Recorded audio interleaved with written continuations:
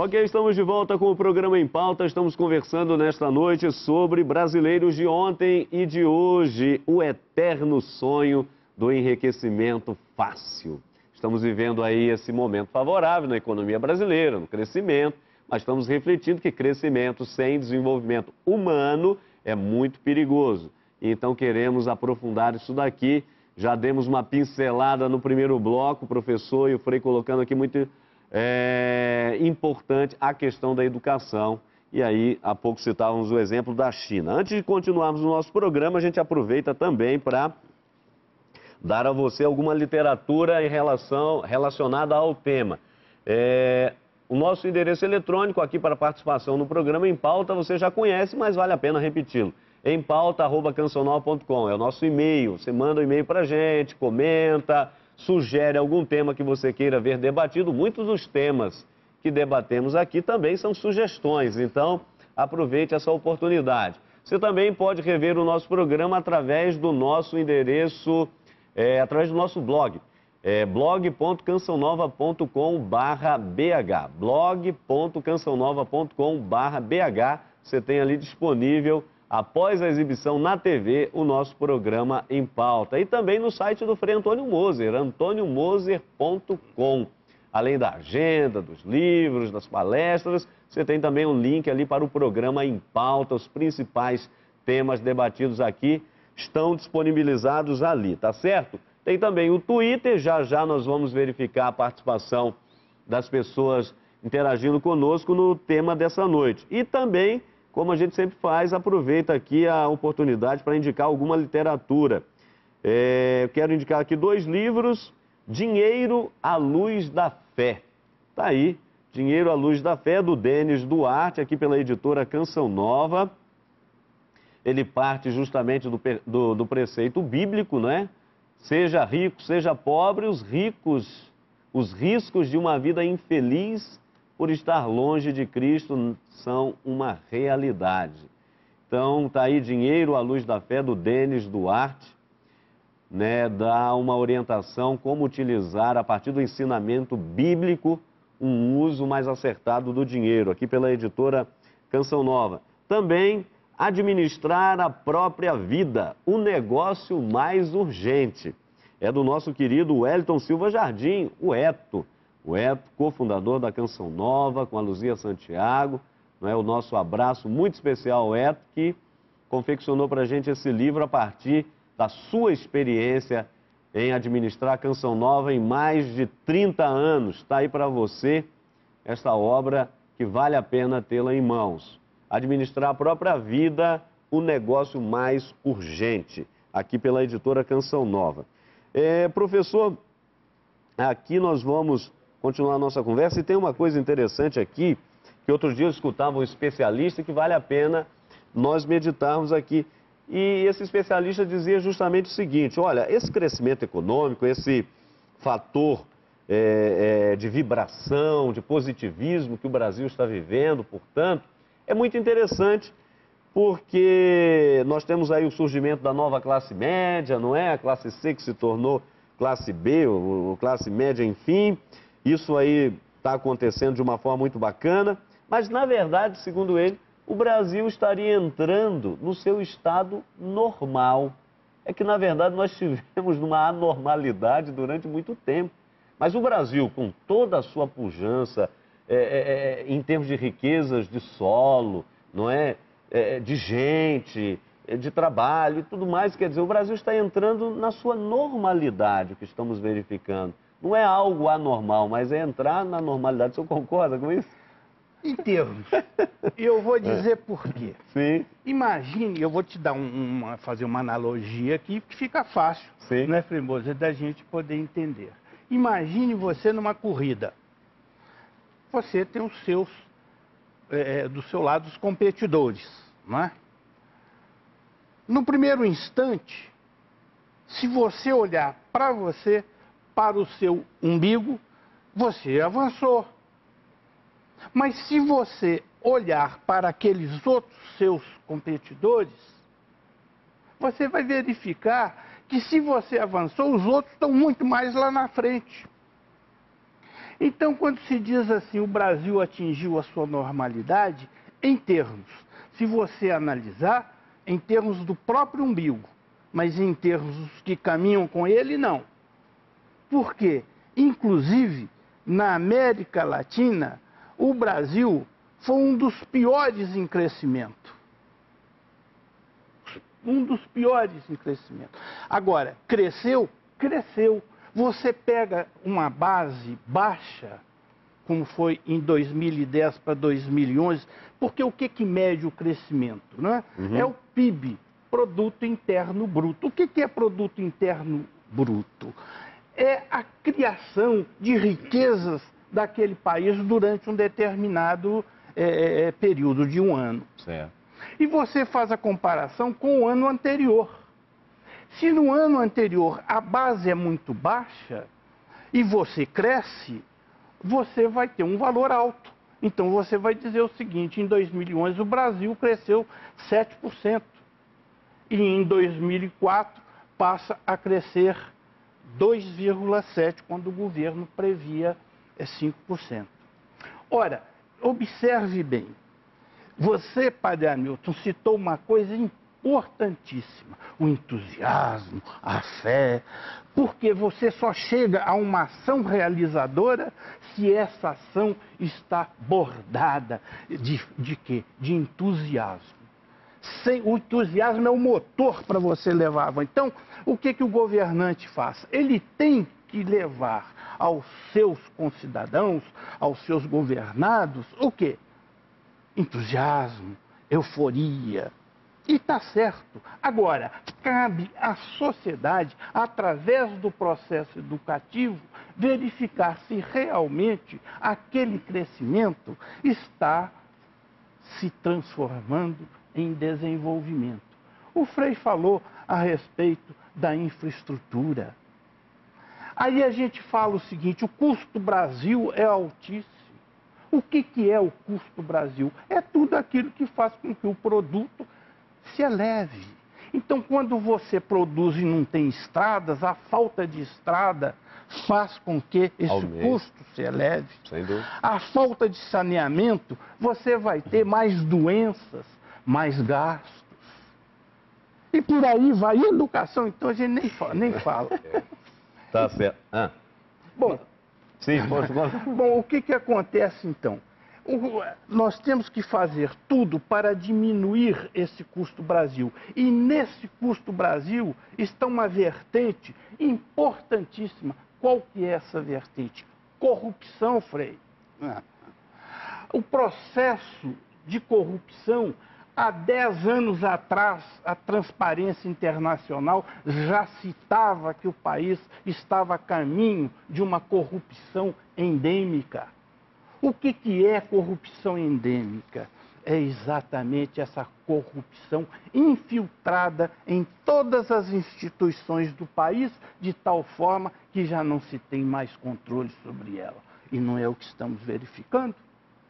Olha, tristemente, Frei Moser. Tristemente, esse professor aí está nos colocando numa situação difícil, porque nós fomos apanhar ao sair desse programa, viu? Mas, infelizmente, essa leitura eu acho realmente realista. Isso é realismo, né? Você tem que olhar onde é que nós estávamos. Aquela comparação me parece assim realmente extraordinária. Olhando para o próprio umbigo, nós estamos olhando para o próprio umbigo e por isso o senhor falou muito bem, nós somos um dos países que cresceu menos na América Latina. Só estamos à frente do Haiti, mais um outro, né? Mas tem 5, 6 que cresceram mais. Isso, crescimento é muito relativo. Gostei muito da sua colocação.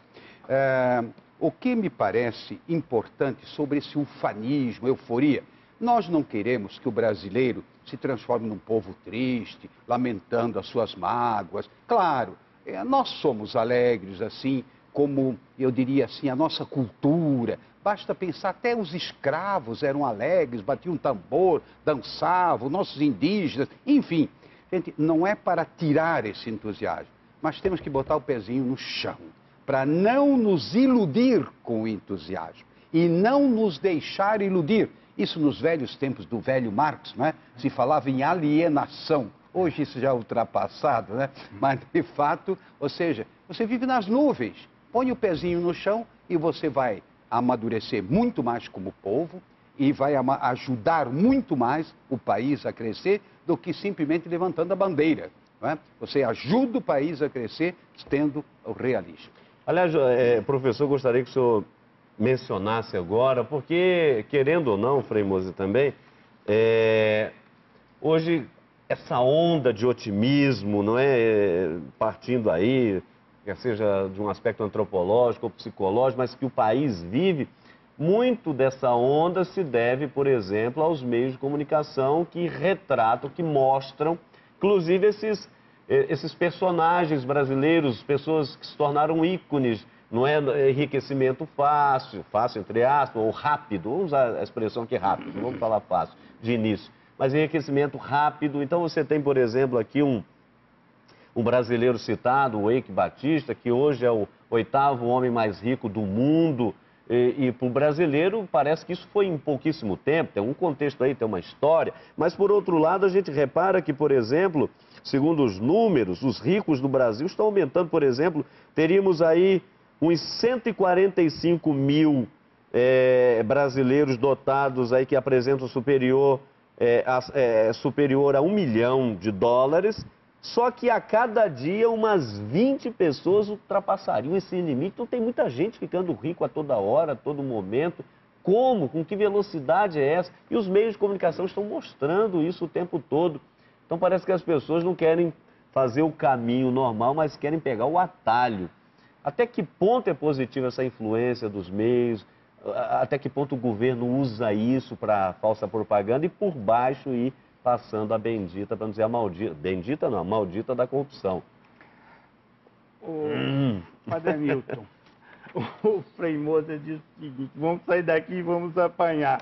Eu mais ainda. O senhor vai apanhar mais eu ainda. Mais ainda. Mas é forte bastante. Mas, Aguenta mais. Mas não de meus alunos, porque a todos eu sempre levei essa mensagem.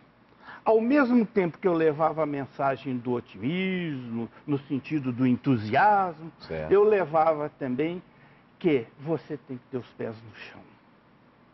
Então, quando fala assim, eles se enriqueceram da noite para o dia, esquece de que muitos deles se enriqueceram através da herança.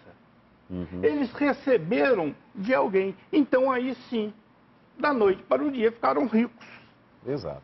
Mas você pega o próprio Eike Batista e outros aqui no Brasil, Safra e outros, eles não, cresceram através de esforços próprios. E agora que está aparecendo. Então, eu não acredito no enriquecimento fácil. Há muitos anos atrás, um religioso chegou para mim e disse o seguinte: o mal desse país, Brasil, é a ganância e a pressa. Nós colocamos essas duas palavras, ganância e pressa, dentro dessa frase colocada por você, o enriquecimento fácil.